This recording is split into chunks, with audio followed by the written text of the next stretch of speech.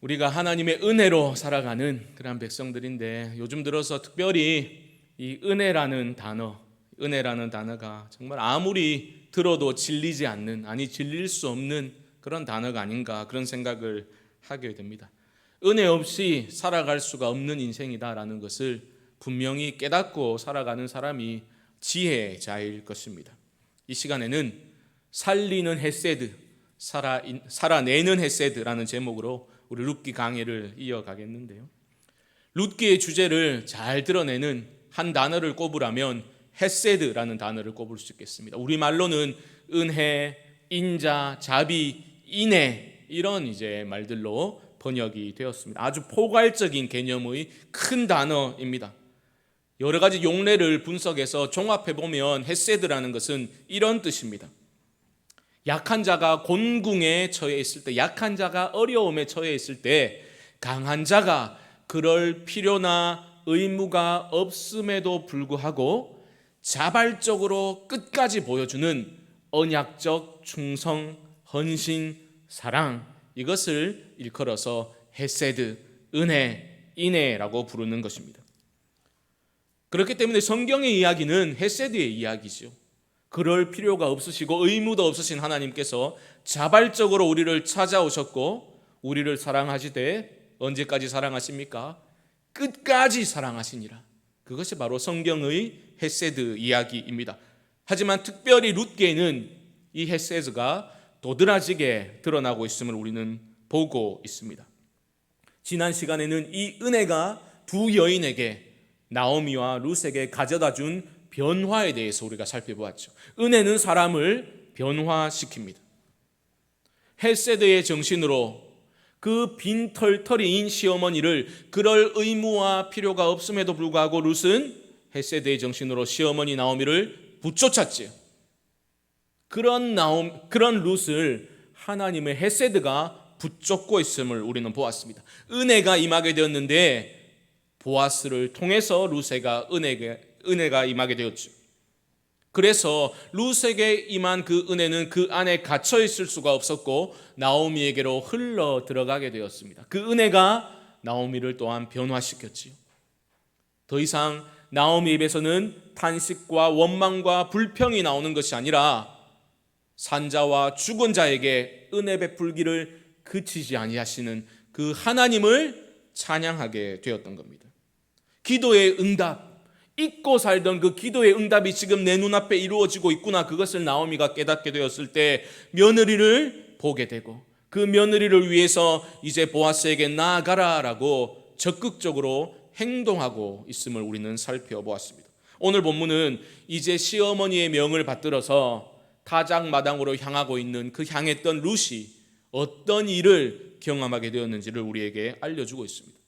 우리들은 결말을 다 알고 있잖아요. 그러니까 싱겁게 받아들일 수가 있는데 그러지 마시고 그 당시 상황으로 우리가 돌아갔다라고 생각하시면서 이 말씀 가운데 숨겨져 있는 그 비밀스러운 교훈을 우리가 발견할 수 있기를 바랍니다.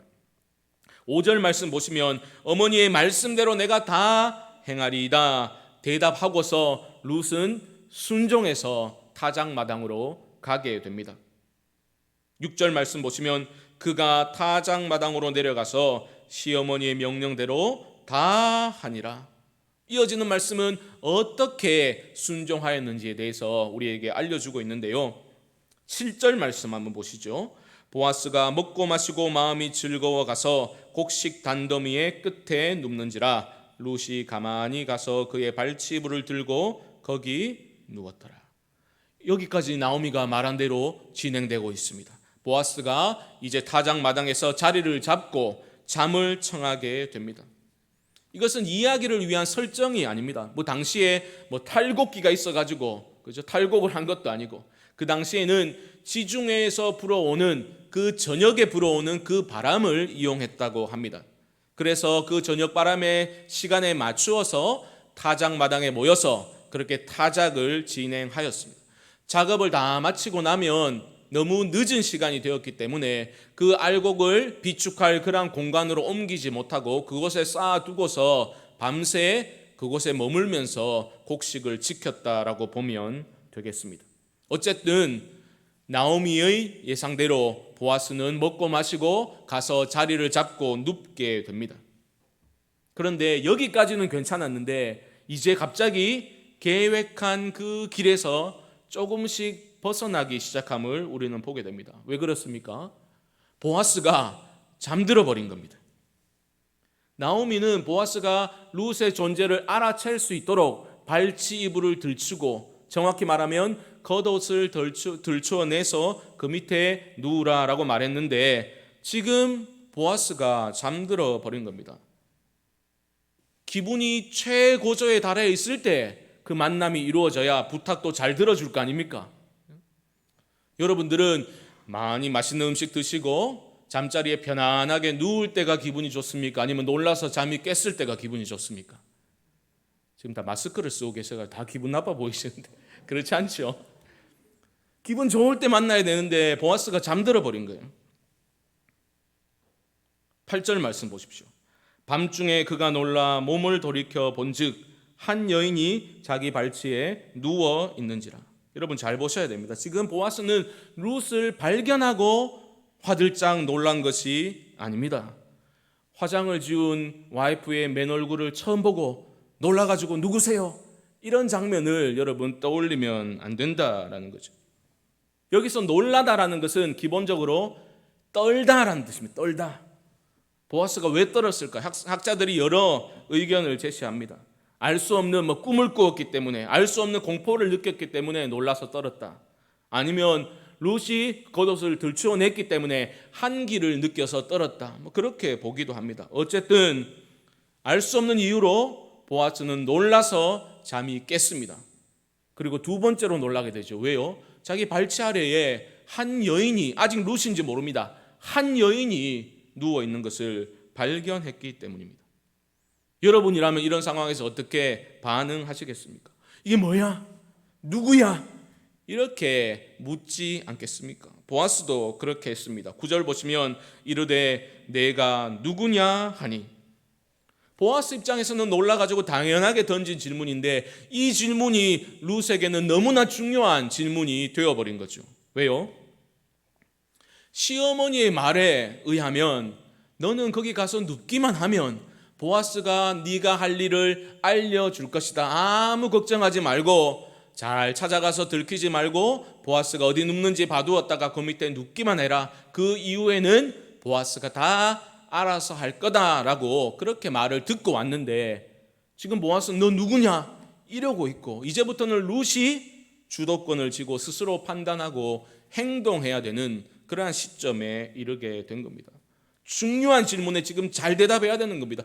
그게 아니고 이렇게 하면 안 되는 거예요. 룻이 지금 뭐라고 대답하고 있습니까? 9절 중반절 보시면 나는 당신의 여종 룻이오니. 원문을 보면 세 개의 단어로 되어 있습니다. 나는 룻, 당신의 여종입니다. 이런 뜻이죠. 정말 중요한 상황에서 룻은 인간의 그 존엄 그대로 자기 본연의 가치를 가지고 있는 인간 룻이라고 자신을 소개하고 있습니다. 지금까지 룻기는 룻을 어떻게 소개했습니까? 모압 여인, 나오미의 며느리, 죽은 말론의 아내, 이렇게 소개를 했지요. 4장으로 넘어가도 여전히 사람들은 룻을 말론의 아내, 모압 여인 룻이라고 소개하고 있음을 보게 됩니다. 그런데 지금 룻은 그런 게 아니라 나는 룻입니다 라고 말하고 있는 거죠. 그리고 보아스와의 관계에 있어서는 뭐라고 말합니까? 나는 당신의 여종입니다 라고 말하고 있죠. 여기서 룻이 자신을 어떻게 보고 있는지 자기 인식이 조금씩 단계적으로 상승하고 있음을 우리는 보게 됩니다. 무슨 말인가 하면 처음에 보아스와의 만남에서 이방 여인인 나를 왜 주목하고 이렇게 은혜를 주십니까? 이방 여인으로 그렇게 자신을 말했죠. 그 다음에는 더 큰 은혜를 구하면서 하녀만도 못하지만 당신의 하녀 중 하나로 나를 취급해 달라고 그렇게 요청했죠. 그런데 지금은 뭡니까? 허드렛 일 하는 하녀가 아니라 주인 옆에서 가까운 데서 시종 드는 여종으로 자신을 소개하고 있는 겁니다. 이제는 더 이상 죽은 말론의 아내로서가 아니라 그 애도의 기간을 다 마친 여인으로 당신의 여종이라고 그렇게 소개를 하고 있는 겁니다. 그러면서 지금 룻이 보아스에게 무슨 요청을 하고 있습니까? 9절 하반절을 보십시오. 이렇게 말합니다. 당신의 옷자락을 펴 당신의 요정을 덮으소서. 충격적인 요청을 하고 있습니다. 당신의 옷자락을 펴, 옷자락이라고 번역이 되었지만 원어적인 뜻은, 문자적 의미는 날개입니다. 날개.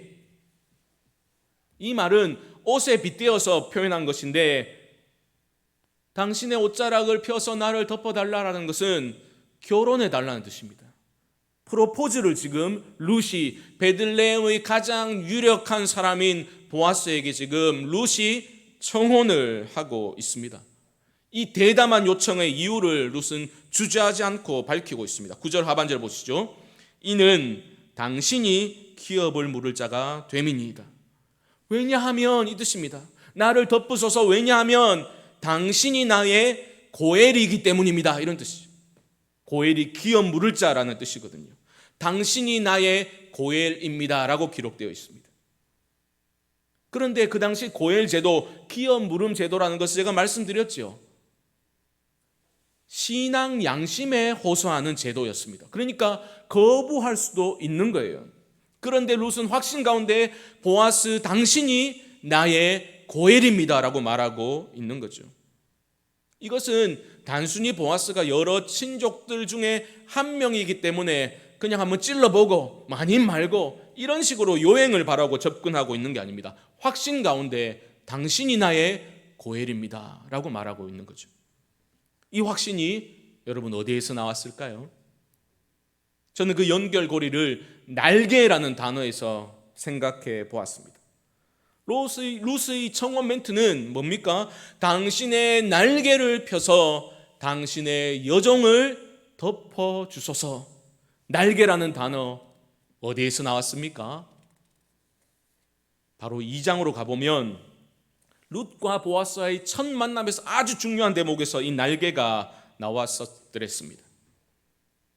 첫 만남에서 두려움에 떨고 있는 그 룻을 바라보며 보아스는 내 딸아라고 불러주었지요.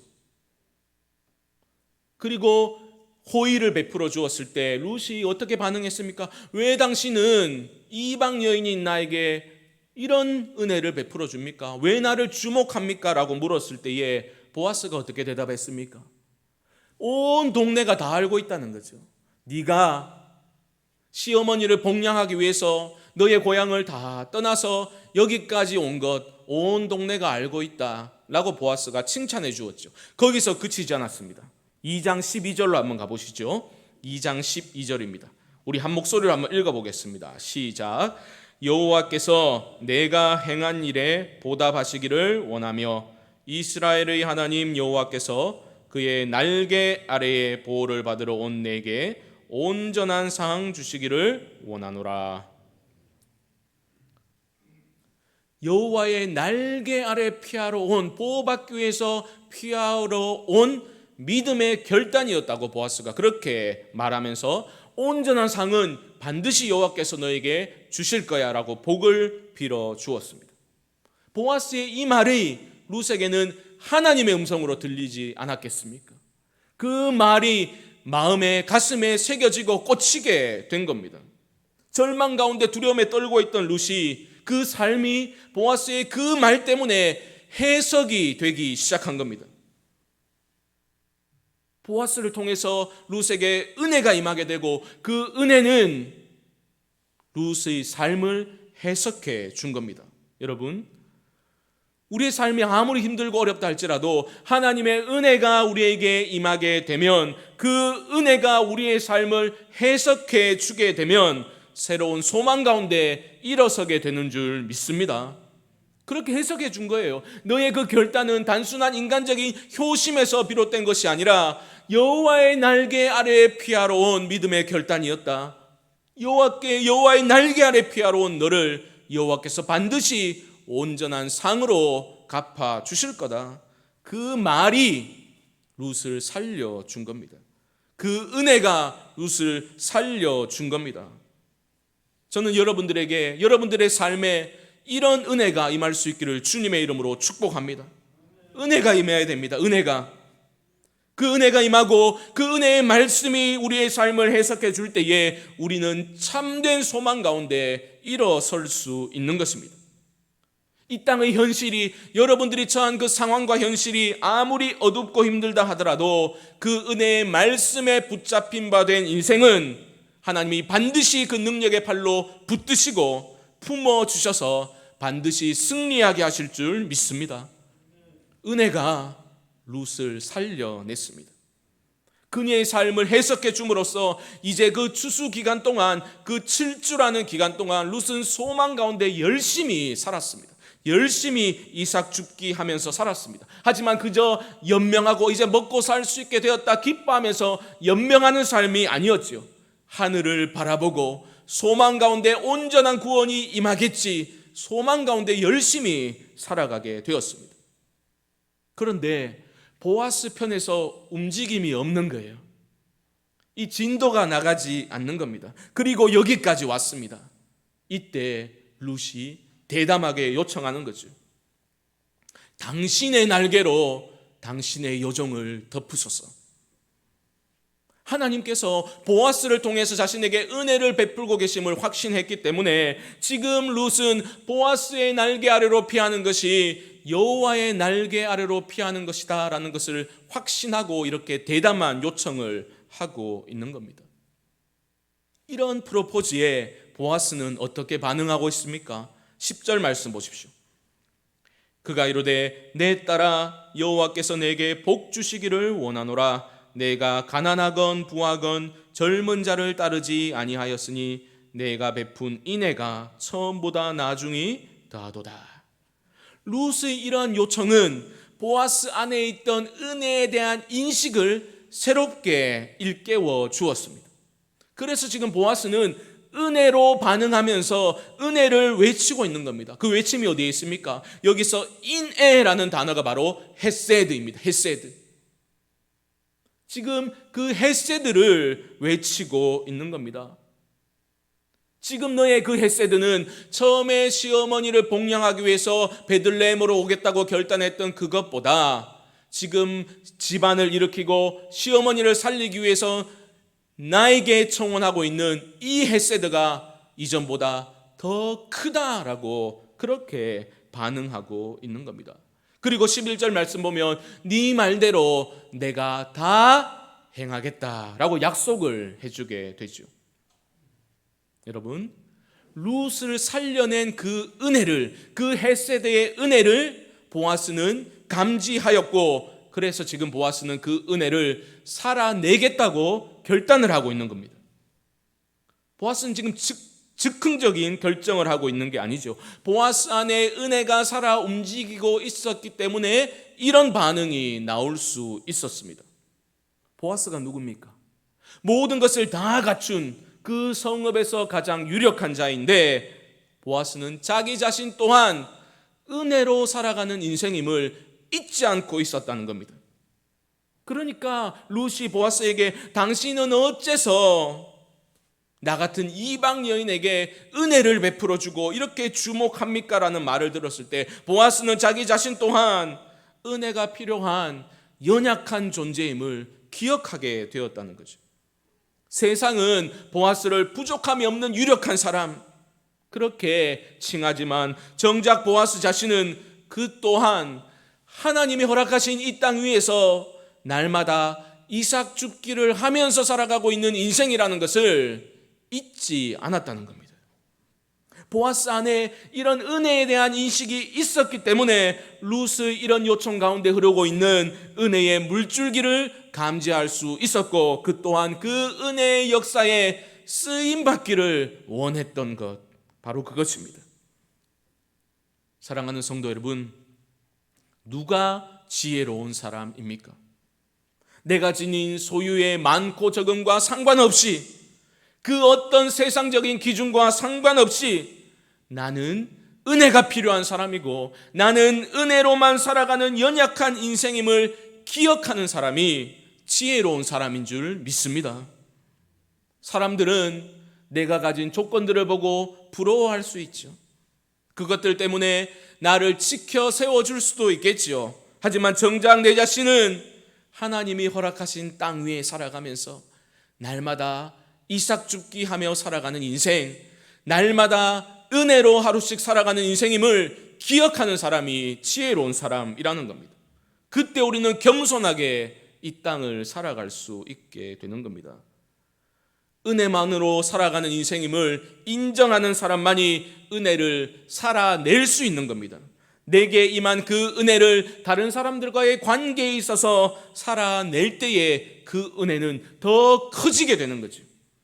그때 인생의 참된 의미와 기쁨과 보람을 발견하게 되는 겁니다. 오늘 본문을 묵상하시면서 강같이 흐르고 있는 그 은혜를 여러분 꼭 발견하시고 그 은혜가 여러분 삶에도 흘러 들어오도록 그렇게 기도하실 수 있기를 주님의 이름으로 축복합니다. 두 가지만 꼭 기억하시기 바랍니다. 첫 번째로, 은혜가 우리를 살립니다. 은혜가 우리를 살립니다. 낙심과 두려움에 떨고 있던 룻에게 하나님의 헤세드의 은혜가 임하게 되고 여호와의 날개 아래에 피한 믿음의 결단이었다고 그렇게 삶을 해석해 주었습니다. 그러자 룻은 일어설 수 있었지요. 더 큰 은혜를 구하게 되고 말씀으로 해석된 삶 속에는 새로운 소망과 용기가 일어나게 되는 겁니다. 말씀이 마음에 새겨지니 그 말씀은 정말 중요한 때에 룻의 입에서 나오게 되는 거죠. 보아스와 그렇게 대면하게 되었을 때에 계획은 어긋났지만 그 마음속 깊이 품고 있던 소망의 이유에 대해서 주저함 없이 보아스에게 담대하게 말할 수 있었던 겁니다. 여호와의 날개 아래로 피해 들어온 나를 이제 당신의 날개로 품어 주십시오. 덮어 주십시오. 확신 가운데 은혜를 구하고 있는 겁니다. 사랑하는 성광의 성도 여러분, 우리를 살리는, 여러분들을 살리는 은혜를 구하시기 바랍니다. 우리의 참 고엘이신 여호와 하나님을 향해 담대함으로 은혜를 구하며 나아가시기 바랍니다.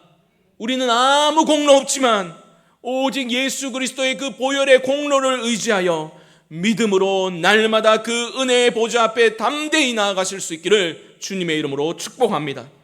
두 번째로, 우리에게 은혜를 주심은 그 은혜를 흘려보내라는, 그 은혜를 살아내라는 아버지의 부르심임을 기억하시기 바랍니다. 은혜 주심은 은혜를 살아내라는 부르심입니다. 헷세대의 정신으로 시어머니를 붙쫓은 룻을 보아스는 주목하였죠. 왜요? 은혜의 소중함을 알고 있었기 때문입니다. 그러니까 수준도 맞지 않는, 이스라엘의 총에 들지도 못하는 모압 과부를 주목하고 은혜를 베풀어 준 겁니다. 무엇 때문입니까? 여호와의 날개 아래 피해야 내가 살겠구나, 그 믿음을 본 거죠. 은혜에 대한 목마름을 보아스는 보았고 은혜를 소중히 여기는 사람이었던 보아스는 그것 때문에 마음이 움직였던 겁니다. 그 마음 누가 움직이셨겠습니까? 하나님이 그 마음을 움직여 주신 겁니다. 하나님이 이런 방식으로 일하실 때가 얼마나 많은지 모릅니다. 은혜의 소중함을 아는 사람, 내 자신 또한 하나님의 은혜로 하루씩 살아가는 이삭 줍기 인생임을 믿고 살아가는 사람들, 잊지 않는 겸손한 사람들, 은혜를 더 갈망하는 사람들의 마음을 움직이셔서 주변의 연약한 사람들을 회복시켜 주시고 이 땅 가운데 하나님의 나라가 온전히 세워지도록 하나님은 그렇게 사람들을 사용하시고 세워 가시는 겁니다. 은혜를 흘려보내게 되면 어떤 일이 일어날까요? 내 은혜가 소진되겠습니까? 결코 그렇지 않습니다. 은혜는 흘려보낼수록, 은혜는 살아낼수록 더 큰 은혜가 우리의 삶에 임하게 되는 줄 믿습니다. 지금 보아스는 손해보고 있는 게 아닙니다. 은혜의 가치를 아는 사람은 그 은혜가 흘러가는 것, 내가 통로되어서 그 은혜가 흘러가는 것, 그거 보고서 이 세상에 줄 수도 알 수도 없는 그 감사와 기쁨과 즐거움을 누리게 되는 거죠. 여러분, 내가 하나님께 지금 쓰임받고 있다는 그 사실 하나만으로 우리는 얼마든지 기뻐하고 감사하고 더 큰 은혜의 통로로 나를 사용하여 주십시오, 믿음으로 고백하며 나아가야 되지 않겠습니까? 그 은혜를 살아내는 사람들이 되어야 되지 않겠습니까? 여호와 하나님만이 참 고엘이시니 하나님을 만나라, 예수님을 믿어라, 그렇게 소개하고 은혜 받기를 촉구할 뿐만이 아니라 내가 그들의 내 날개로, 우리의 날개로 연약한 이들을 품어주고 우리가 그들에게 설 땅이 되어 주어야 되지 않겠습니까? 그것이 신앙 아닙니까? 사랑하는 성도 여러분, 은혜가, 감당할 수 없는 그 은혜가 우리를 살렸으니 우리가 그 은혜를 살아내어야 할 줄 믿습니다.